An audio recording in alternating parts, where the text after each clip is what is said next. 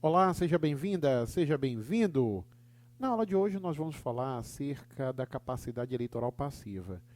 É necessário lembrar que quando nós falamos do sufrágio universal, esse sufrágio universal se subdivide em capacidade eleitoral ativa e capacidade eleitoral passiva. A capacidade eleitoral ativa é o direito de votar, a capacidade eleitoral passiva é o direito de ser votado.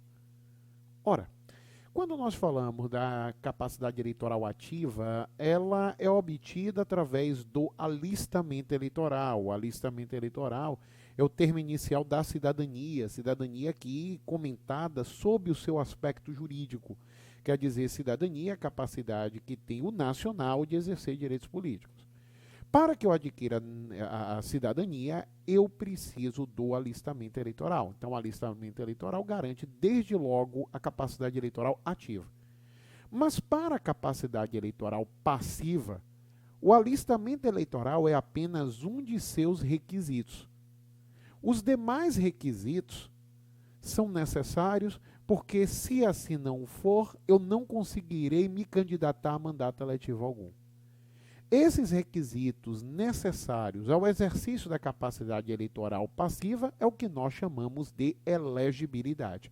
Então, quando nós falamos de elegibilidade, nós estamos falando de um conjunto de requisitos necessários para o exercício da capacidade eleitoral passiva, ou seja, para que eu possa me candidatar a mandato eletivo. São fontes das condições de elegibilidade, a Constituição Federal e as leis ordinárias. Isso daqui não é unânime não, tá, gente?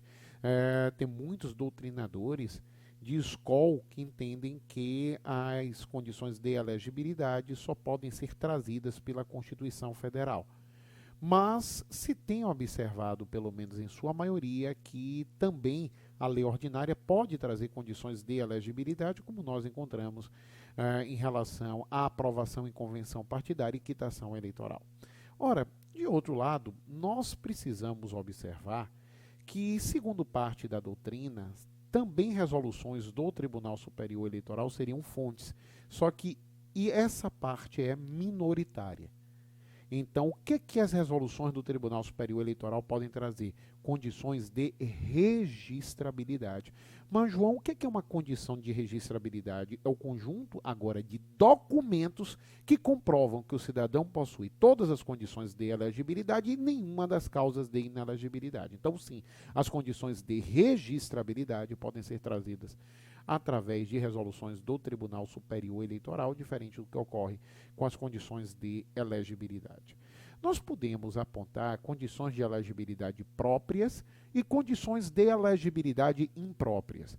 As condições de elegibilidade próprias são aquelas previstas na Constituição Federal. Então, quando a Constituição exige condições de elegibilidade, estamos falando de elegibilidade própria, ok? A lógica é essa daqui. Bom, quando nós falamos das condições impróprias, essas se encontram definidas em lei ordinária. É o que acontece com a convenção partidária e a quitação eleitoral. Nós vamos tratar na aula de hoje as condições próprias de elegibilidade, ali previstas no artigo 14, parágrafo 3º do texto constitucional. E quando nós falamos dessas condições próprias de elegibilidade, aqui nós encontramos a nacionalidade brasileira, a primeira condição própria de elegibilidade, e, aliás, uma condição lógica. Porque entenda o seguinte: só pode exercer direitos políticos quem tem nacionalidade, com exceção apenas dos portugueses e, mesmo assim, existindo reciprocidade com os brasileiros em Portugal.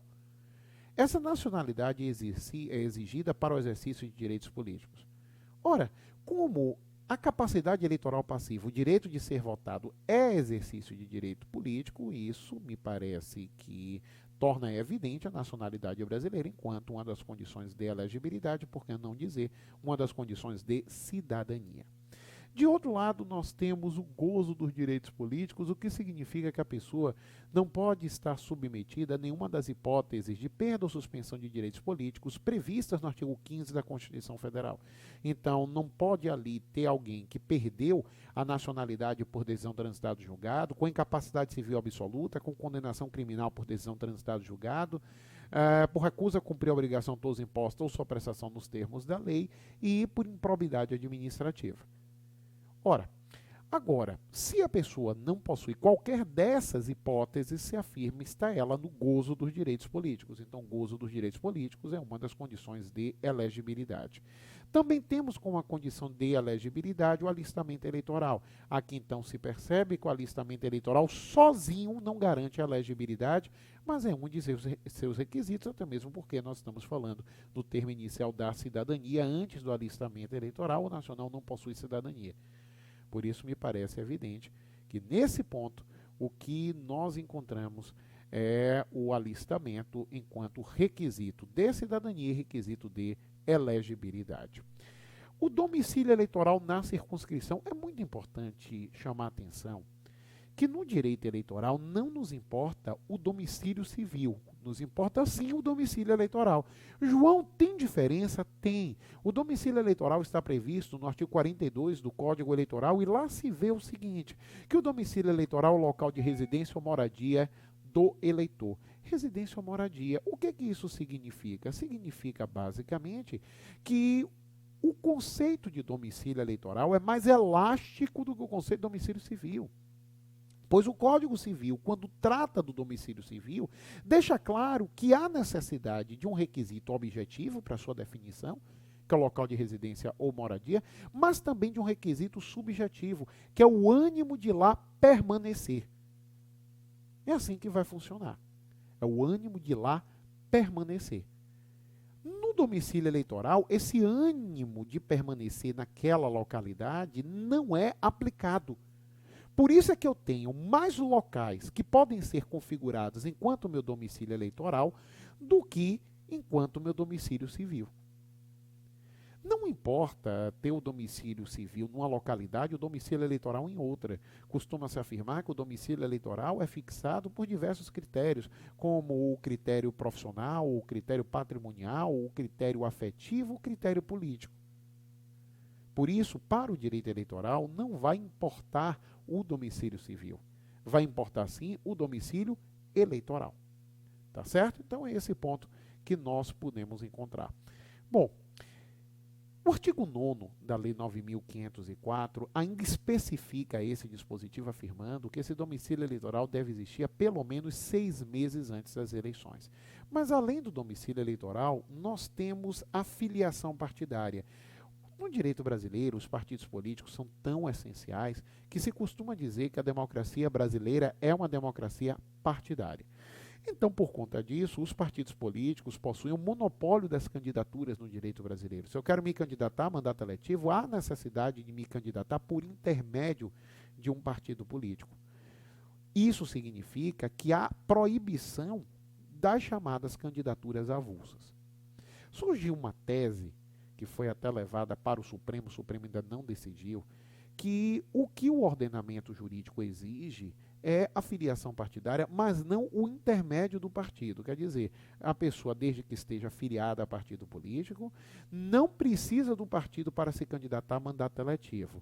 E isso porque se faz uma interpretação do Pacto de São José da Costa Rica, que foi recepcionado no direito brasileiro como norma supralegal, em que seu item 23, esse Pacto de São José da Costa Rica, fala efetivamente dos direitos políticos, dizendo que os direitos políticos só podem ser restringidos nas hipóteses ali traçadas. E dentro dessas hipóteses não se encontra filiação partidária, o que levou uma argumentação perante o Supremo Tribunal Federal de que, seguindo o Pacto de São José da Costa Rica, seria possível as candidaturas avulsas no direito brasileiro.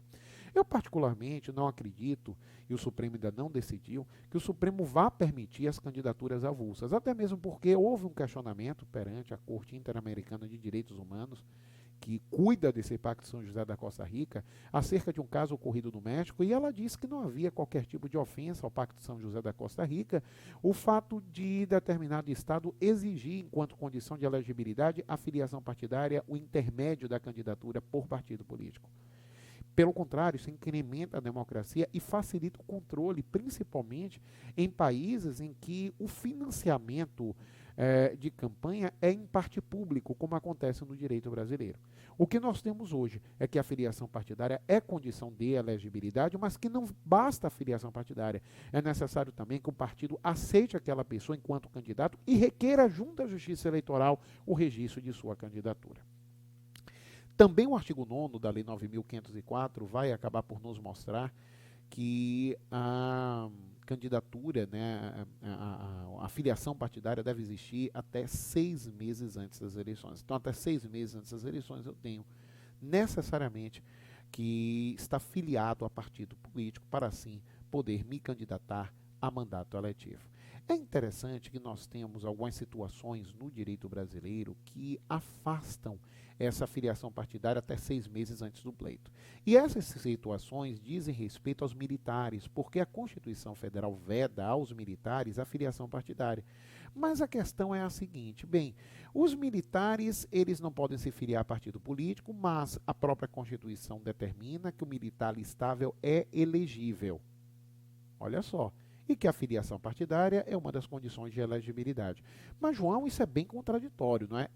Infelizmente, esse não é o único dispositivo constitucional contraditório. São diversos dispositivos constitucionais contraditórios. Muitas vezes a contradição é aprofundada com as inúmeras emendas constitucionais que são publicadas. De qualquer maneira, a interpretação que se traz é o seguinte. Vamos primeiro considerar que os militares são divididos em 2 tipos. Errou quem pensa. São divididos em 2 tipos, polícias militares, forças armadas. Não. A divisão que se faz em relação ao conteúdo eleitoral é o tempo de serviço dos militares.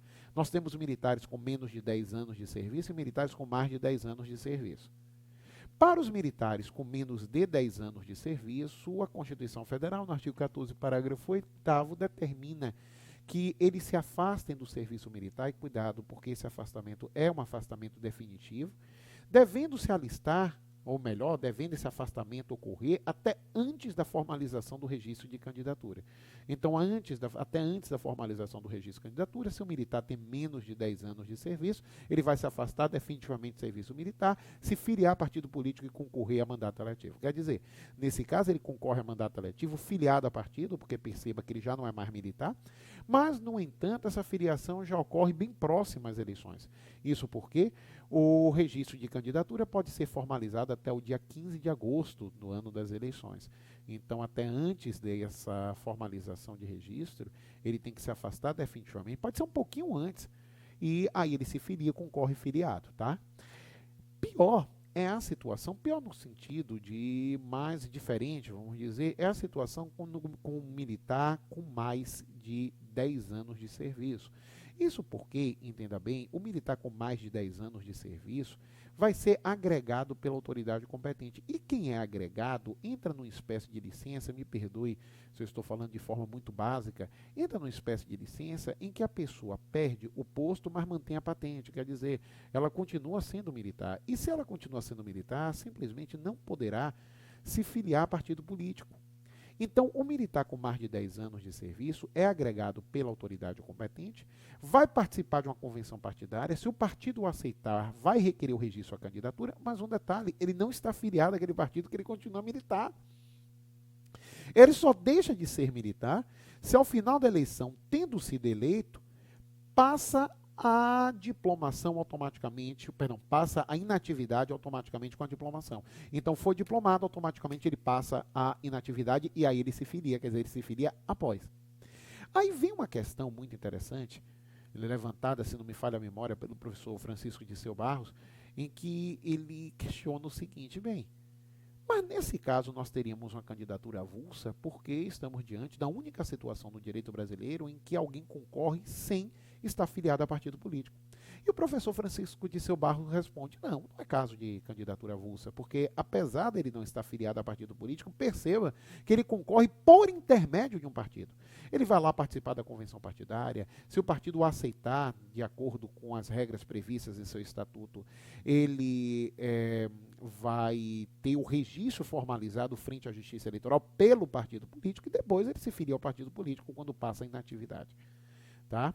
Então, cuidado com essa situação. Aqui nós temos os militares com mais de 10 anos de serviço, são agregados pela autoridade competente, continuam militares durante a eleição e passam a inatividade com a eleição a partir da diplomação.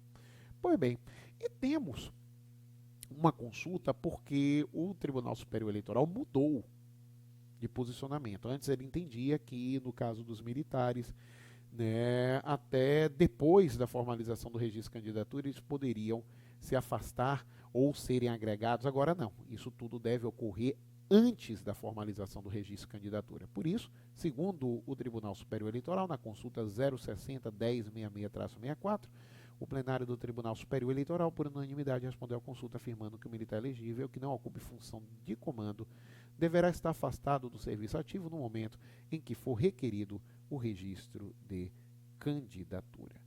Tá certo?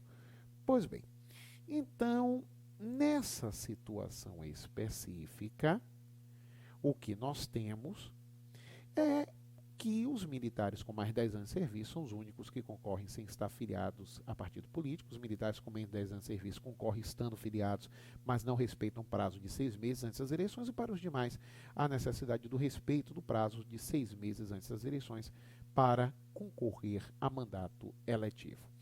E, por fim, dentre essas condições próprias de elegibilidade, nós temos a idade mínima. É importante observar que essa idade mínima deve ser questionada tendo em vista a data da posse. Tá? Então não fique pensando, a pessoa tem uma idade inferior à mínima, então quer dizer que não pode concorrer, porque na data da eleição ela não completou a idade mínima. Não, ela tem que completar a idade mínima até a data da posse. Eu queria deixar isso extremamente claro. Até a data da posse e tão somente isso. Tá certo? Bom, dito essa, trazida essa situação, e só não vai ser a data da posse quando a idade mínima for de 18 anos, que nós vamos observar. Essa idade mínima de 18 anos é para quem pretende se candidatar a vereador, porque nesse caso a campanha eleitoral inicia-se no dia 16 de agosto do ano das eleições. Se eu tenho alguém que ainda não completou 18 anos, eu tenho alguém que ainda não alcançou a maioridade penal e a sua responsabilidade acaba não tendo a repercussão que outros candidatos possuem. Por isso que, quando a idade mínima for de 18 anos, ela deve ser completada até o último dia para formalização do registro de candidatura, que é o dia 15 de agosto do ano das eleições. Tá certo? Pois bem, agora, falando dessa idade mínima, nós temos que a idade mínima será de 35 anos para presidente e vice-presidente e senador. 30 anos para governador e vice, 21 anos para prefeito e vice-prefeito, deputado federal, deputado estadual, juiz de paz e 18 anos para vereador. Outra questão aqui é bem interessante, que é a seguinte: o deputado federal pode ter 21 anos, o presidente 35 anos. O que acontece? Quando o presidente e o vice-presidente precisam se ausentar e o presidente da Câmara assume. O presidente da Câmara ele pode ter uma idade inferior a 35 anos. O professor Caio Tácito, por exemplo, Thales Tácito, por exemplo, vai dizer que pode, porque uma coisa é uma condição de elegibilidade, a outra coisa é o exercício da função. O que nós estamos vendo não é requisito de exercício de função, mas requisito de condição de elegibilidade. Mas a maioria da doutrina diz que não. Se a Constituição estabeleceu 35 anos de idade para presidente e vice, não foi apenas para a eleição, mas sim também para o exercício dessas funções, que vai exigir uma maturidade maior. De qualquer maneira, quase que isso foi decidido pelo Supremo. Por que quase? Lá em 2019, quando houve a eleição para a mesa diretora da Câmara dos Deputados, um deputado que tinha menos de 35 anos e foi recém-eleito, foi impedido de inscrever né, o seu nome sob o argumento de que o presidente da Câmara tinha que ter pelo menos 35 anos, exatamente por conta dessa função, né, de substituir o presidente da República quando for o caso. E houve a impetração de um mandado de segurança para o Supremo Tribunal Federal. Acontece que antes do Supremo decidir, a pessoa desistiu. Então, o Supremo não chegou a se manifestar, mas eu acho que, por uma questão de coerência, não qualquer deputado federal pode ter 21 anos, mas o presidente da Câmara dos Deputados deve ter pelo menos 35. Quando nós interpretamos uma norma, é necessário levar em consideração uma série de requisitos, dentre esses requisitos, a coerência da própria interpretação. Tá certo? Bom, eu só queria, né, já que nós observamos as idades mínimas, só queria trazer uma novidade pela emenda constitucional 111, que é essa daqui: a modificação da data da posse de governadores e prefeitos e do presidente da República. Tá? A posse de governadores e prefeitos, 6 de janeiro, era 1º de janeiro, e do presidente da República, 5 de janeiro. Mas isso não será aplicado à próxima posse, tá? Isso não é aplicado à posse em janeiro de 2023. Em janeiro de 2023 vai ser 1º de janeiro. Só dos mandatos eletivos que, né, se iniciarem após isso. Tá certo? Então, houve essa modificação e é realmente melhor. Nós sempre comentamos, quando estamos presentes a posses, nesses 20 anos de advocacia eleitoralista, que, puxa, a posse 1º de janeiro, você está ali no seu Réveillon, 21 de dezembro, né? Então, rompeu o ano, festejou, estourou champanhe, deu 7 pulos nas ondas, né? Pulou 7 ondas na praia, então, né? Então, é complicado dia 1º você estar completamente restabelecido. O que é que eles fazem, inclusive? Colocam dia 1º pela parte da tarde, para o pessoal dar uma recuperada melhor, né? Mas, trazendo para os dias 5 e 6 de janeiro, se torna muito melhor, tá? Mas, infelizmente, isso ainda não vai acontecer em 2023. Bom, essas são as condições próprias de elegibilidade. Mas, além das condições de elegibilidade, nós também temos as chamadas causas de inelegibilidade. E aqui entra uma lição muito antiga e também precisa do professor José Afonso da Silva, quando afirma que para que alguém possa se candidatar a mandato eletivo, não basta ter todas as condições de elegibilidade. É necessário também que não possua quaisquer das causas de inelegibilidade. Agora, qual é o conceito de inelegibilidade? A inelegibilidade traz um conjunto de causas essas que impedem o exercício da capacidade eleitoral passiva. Isso é o que nós chamamos de condições de de causas de inelegibilidade. Elas impedem o exercício da capacidade eleitoral passiva. Aí vocês podem questionar, então, João, qual a diferença entre elegibilidade e inelegibilidade? Porque até você se atrapalhou aí agora. Na verdade, o que acontece é que as condições de elegibilidade são requisitos para o exercício da capacidade eleitoral passiva. As causas de inelegibilidade impedem o exercício dessa capacidade eleitoral passiva. O professor Adriano Soares da Costa, por exemplo, afirma que inelegível é aquele que não tem elegibilidade, né?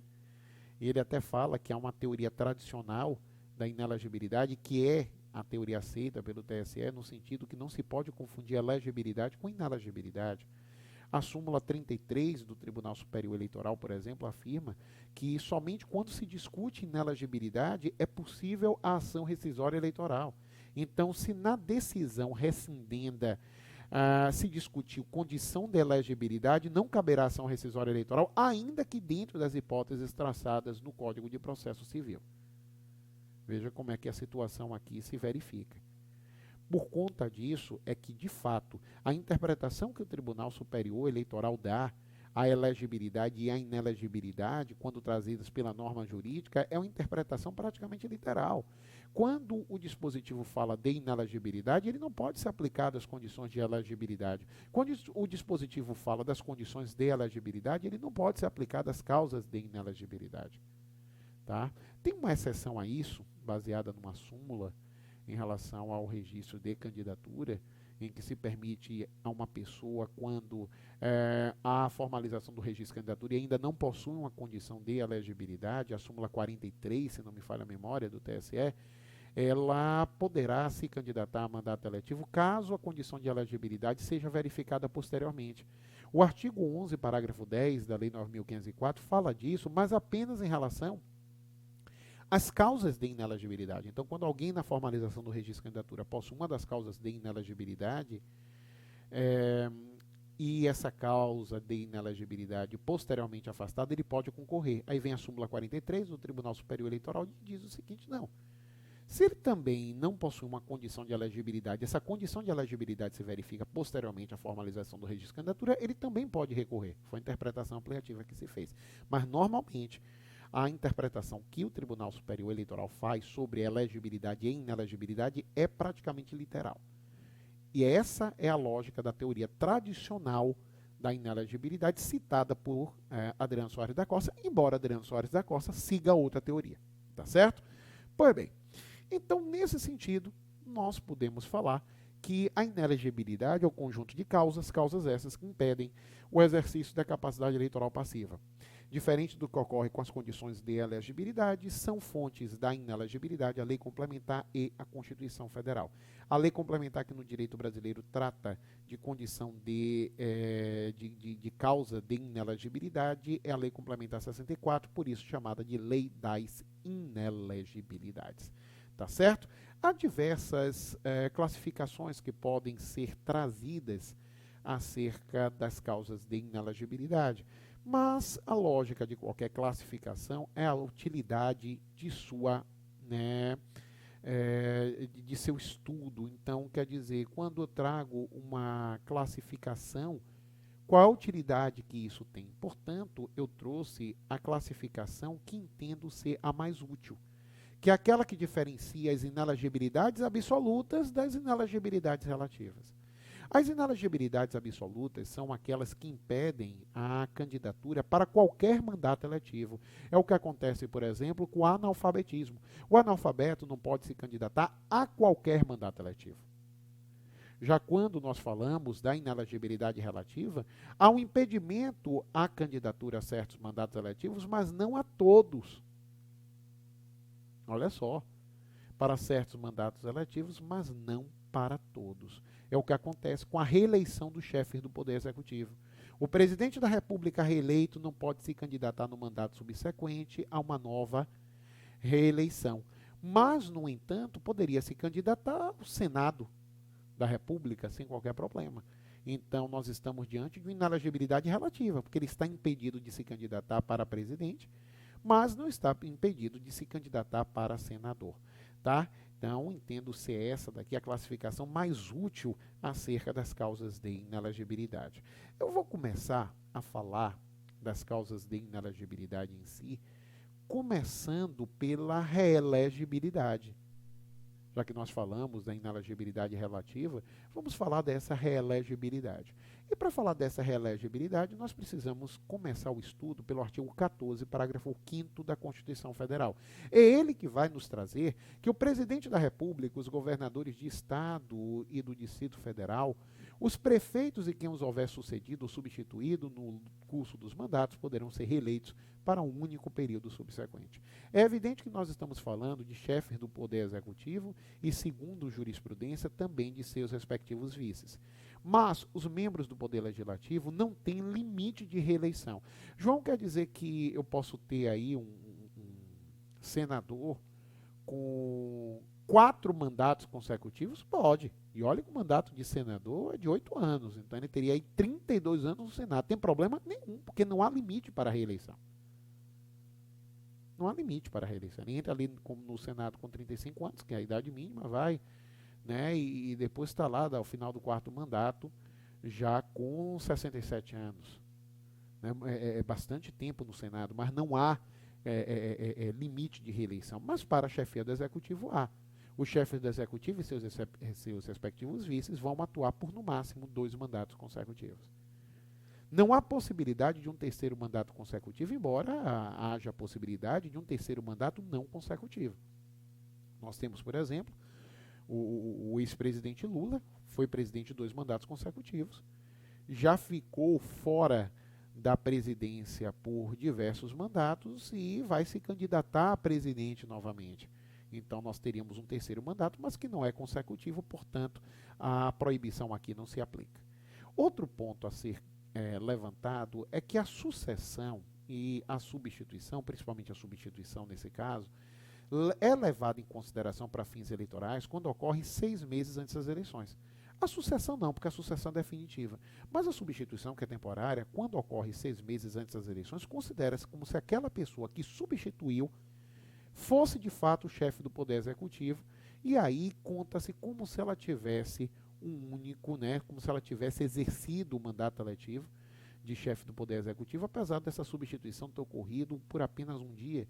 Mas quando eu falo, gente, a substituição ocorreu por apenas um dia, não quer dizer que o presidente ou o vice-presidente viajaram e o presidente da Câmara ficou lá, né, na posição de presidente, que efetivamente vai se dar esse exercício eleitoral, vamos dizer assim, né, essa ficção eleitoral de exercício de mandato eletivo. Não é isso.